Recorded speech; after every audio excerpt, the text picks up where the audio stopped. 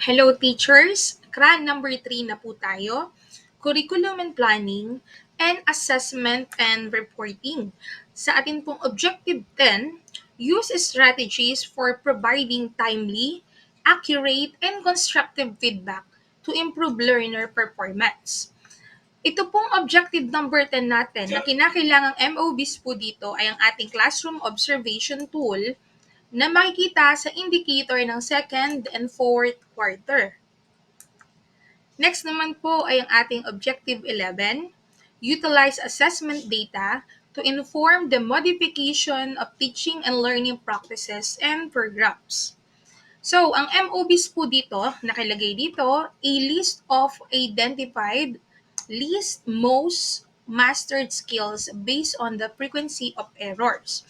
Di ba lahat naman po tayo, every quarter nagpo-provide po tayo ng least learned and mastered skills ng ating mga students per section.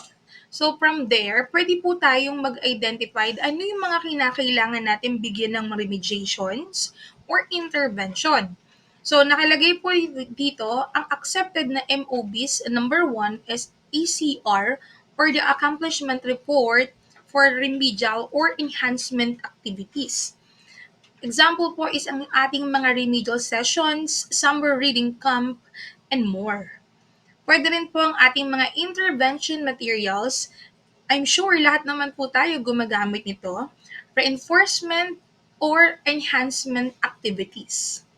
Then another is pwede rin po ang lesson plan activity log for remediation or enhancement utilizing of assessment data to modify teaching and learning practices and progress.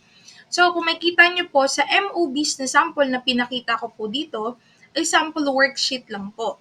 Pero mas maganda po kung ang nakalagay po per quarter nyo ay yung mismong remedial activity ng student na pirmado ng parents, pwede rin may pirma ng advisor, may pirma nyo po, may name nila, may previous and current score para nakikita po yung improvement ng mga students. So ito po ay quarterly pa rin. So first, second, third, and fourth quarter.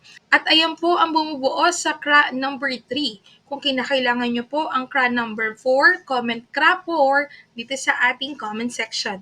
Thank you for watching!